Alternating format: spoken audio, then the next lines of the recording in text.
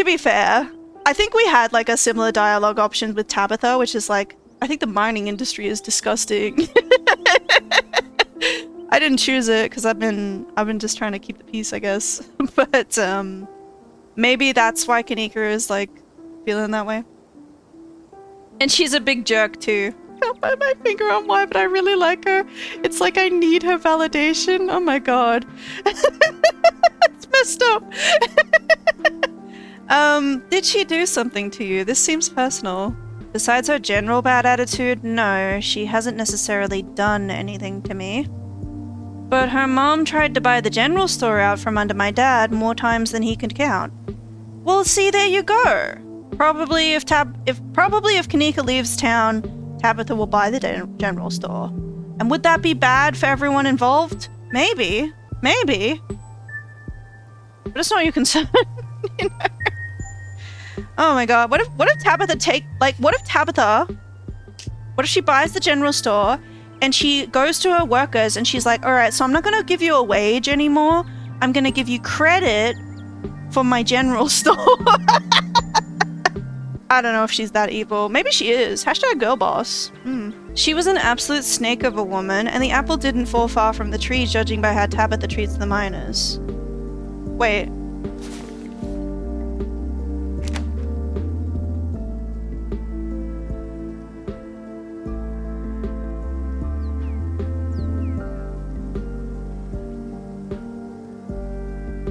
I see. I got like confused about who we were talking about for a second there.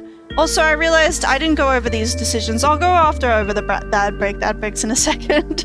If I weren't here, I'm sure the store would already belong to the Scarlets. There's no way my mom or Miles would have the backbone to stand up to her. Just another way this town managed to keep its nasty little hooks in me. Wouldn't her buying the general store be your ticket out of here? It's not that simple.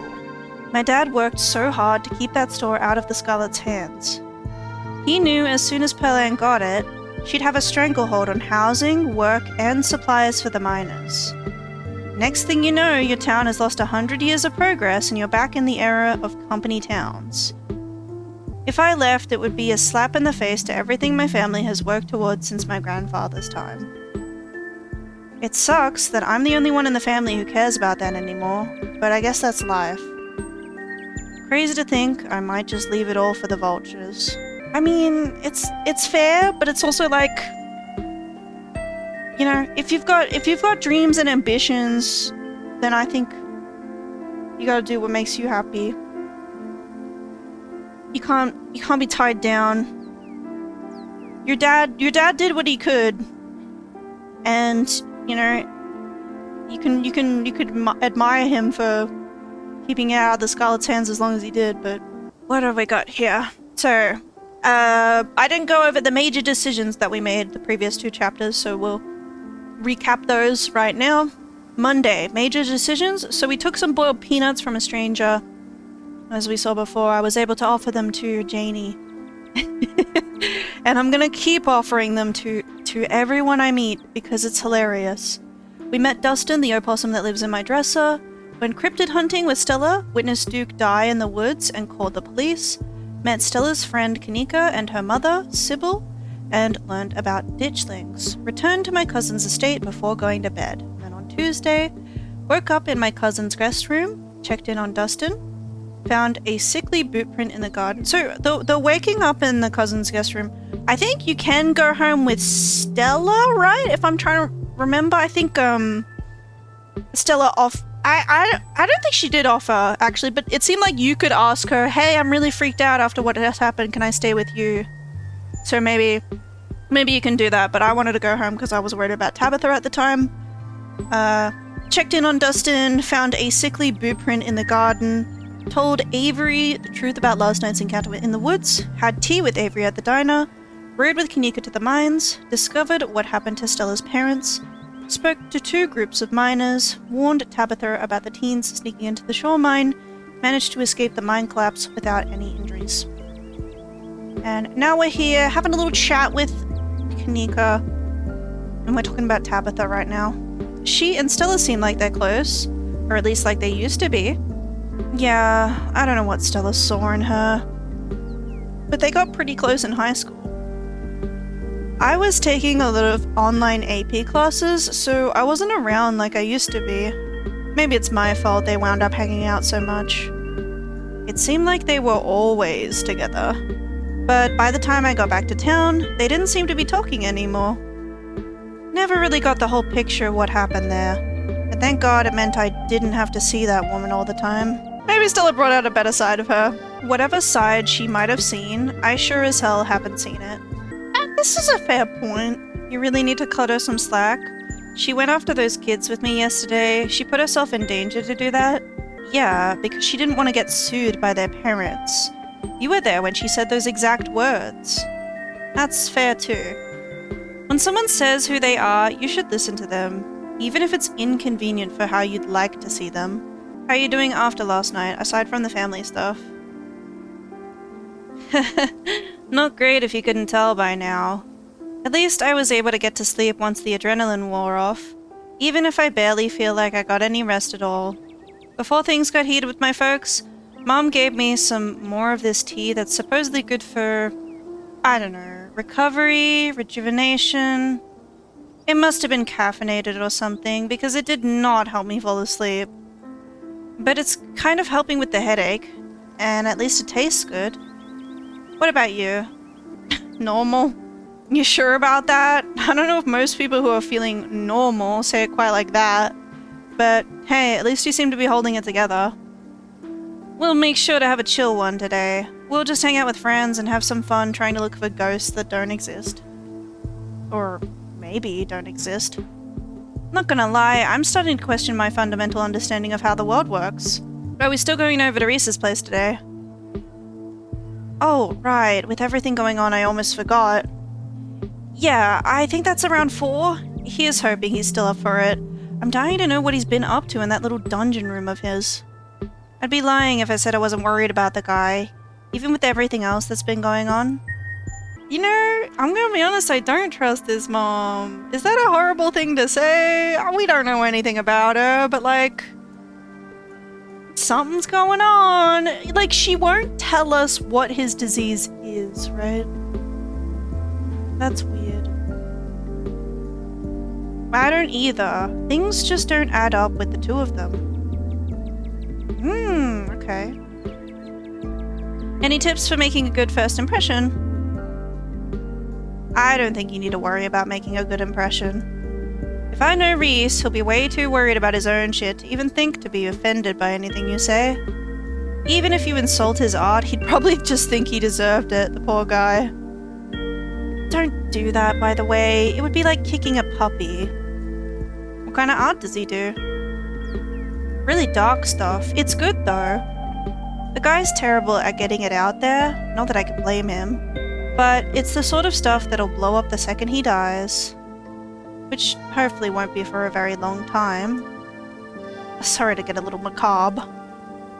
I hope he lives up to the hype. Go easy on the dude. He's a little shy, so don't expect him to blow you away with the sheer force of his charisma. His art does a lot of the talking for him. So ghost hunting tonight. It's why I'm still here, right? I'm pretty sure there are no such things as ghosts, but I'm starting to lose a little bit of that conviction. After last night, and after seeing those ditch things in the road, Kinika visibly shudders. He is hoping it's just the pipes or something. I don't need to see any more supernatural shit this week. I hope the ghost is really scary. I crave the adrenaline. No wonder you keep winding up in the middle of these situations. Maybe you're the reason so much weird stuff has been going on around here. Maybe you brought the danger. Maybe I did. Maybe it's the boiled peanuts. Anyway, this ghost had better not be scary. If I get scared for a second night in a row, I will make the ghost wish it had never been unborn. I thought you were a skeptic. You seemed a lot more open about the supernatural than you were yesterday.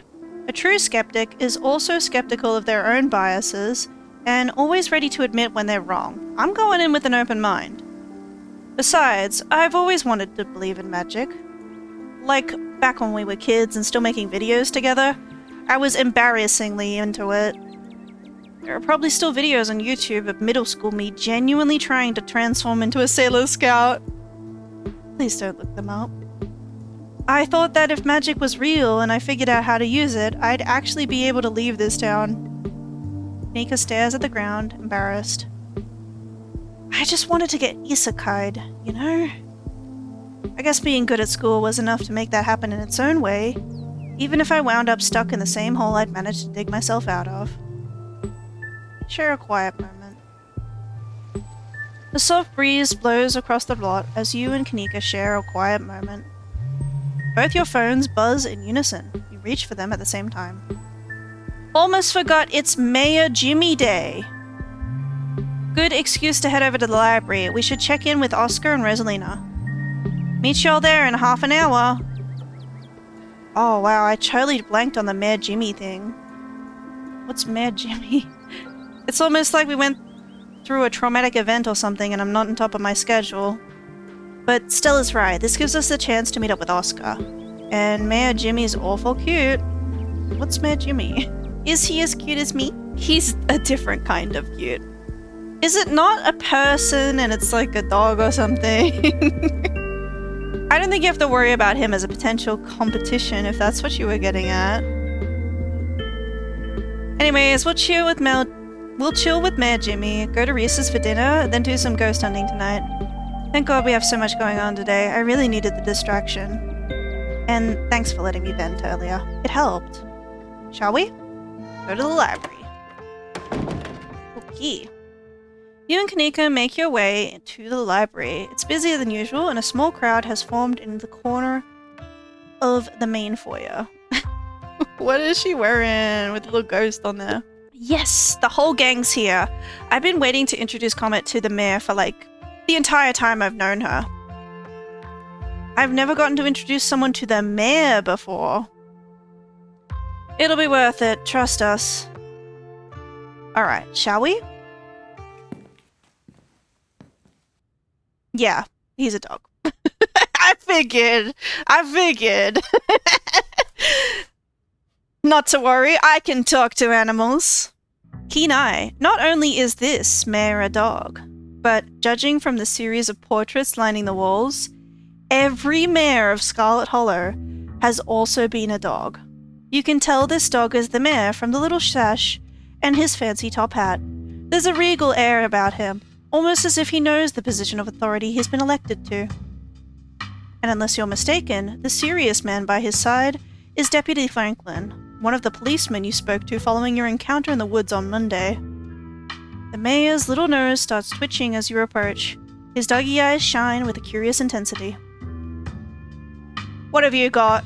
You've got something. Something wet and nutty. Boiled peanuts! Offer him a campaign contribution. Keep your peanuts to yourself. Ooh. It kind of sounds like we're not going to get them back. I think this is what we've been waiting for, right? This is the purpose behind the peanuts. Offer him a campaign contribution. You hold out your now slightly rancid bag of boiled peanuts. The mayor's nose twitches eagerly at their strong odor, and then he's on them in a flash, ripping through the plastic and devouring the soft-shelled legumes. Drop it, sir. Drop it!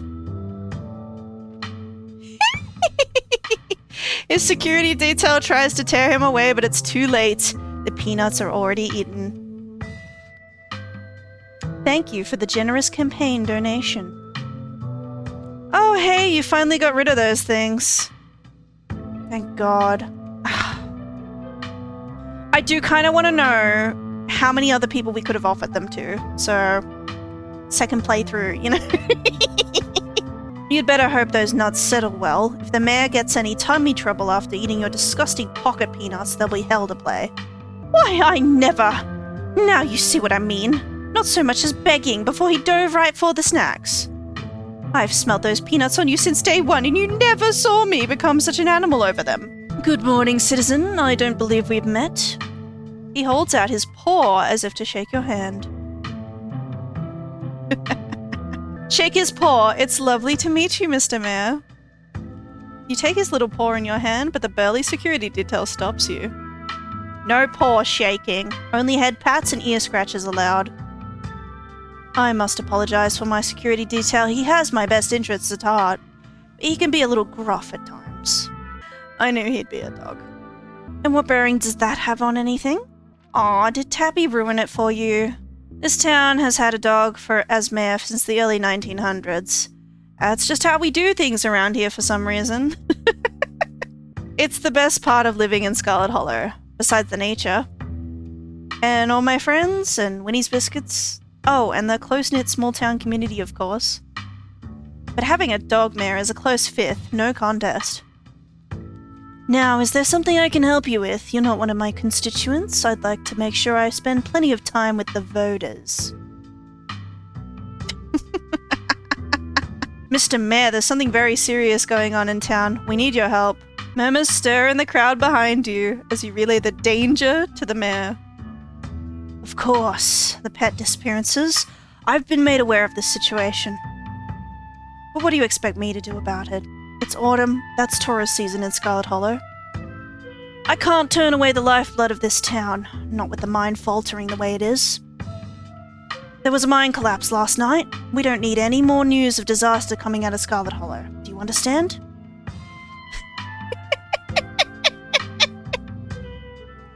He's very professional.